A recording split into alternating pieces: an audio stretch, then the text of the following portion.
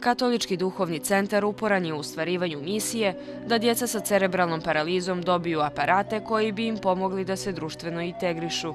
Ovaj novi izum, stolica za djecu sa cerebralnom paralizom, u Crnoj Gori postoji već 8 mjeseci, podsjetio je direktor Katoličkog duhovnog centra u Tuzima, pater Frano Dušaj.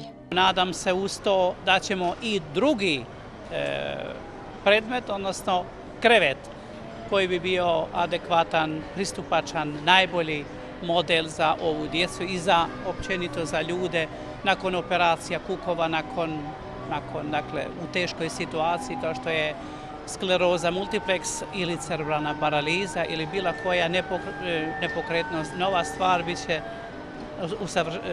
usavršavanje ovog aparata, krevet i ono što ja sanjam i već sam pokrenuo ideju u glavi svojoj, pokretno kupatilo, da možemo stvarno biti kompletni.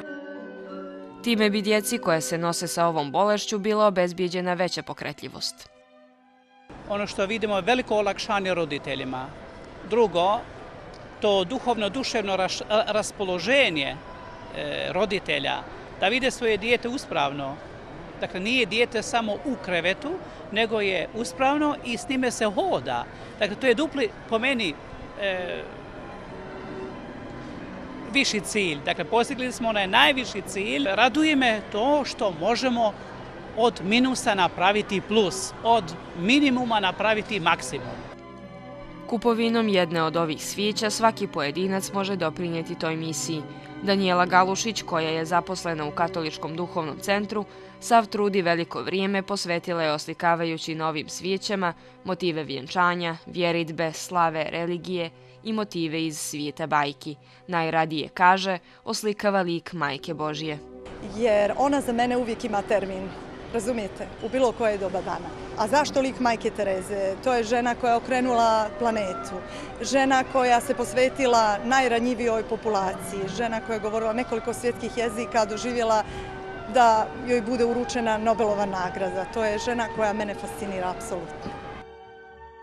Galušić je već 5 godina dio kolektiva Katoličkog duhovnog centra, a njen rad na svijećama inicirao je pater Frano Dušaj. Da bi se usavršavala za taj rad, više puta je odlazila u Njemačku.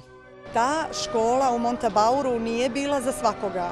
To je pater Frano mogao možda dovesti svoje ljude, jer vlasnik kompanije ne drži školu i te fabrike, nego je on nama izašao baš zbog ove misije.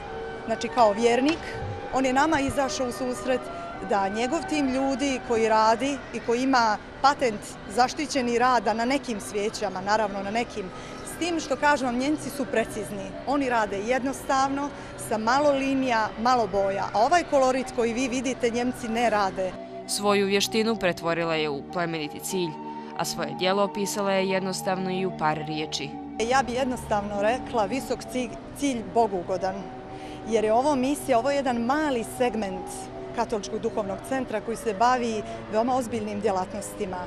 A kao što znate, ta ergoterapija i predškolska ustanova Majka Tereza, tu radi jedan mladi i snažni tim ljudi, tako da svijeće su, opet vam ponavljam, iako su ovako jako na vas djelovali, možda i na druge ljude koji su ovdje uživali, ipak su one mali segment u odnosu na misiju koju ima Katolički duhovni centar.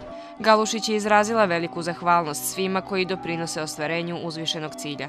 Za veliku pomoć zahvalna je i menadžmentu shopping centra Delta City, koji je ponudio svoj prostor za organizovanje izložbe. Gospodin Dragan Perišić je bio u jednoj ozbiljnoj radnoj posjeti kod nas, koja je trajala otprilike 2 sata i mogu slobodno reći da je on imao senzus za tu misiju. U Katoličkom duhovnom centru zadovoljni su posjećenošću izložbe, a prije svega su srećni što je jedna ovakva inicijativa probudila zajedništvo i plemenitost u ljudima.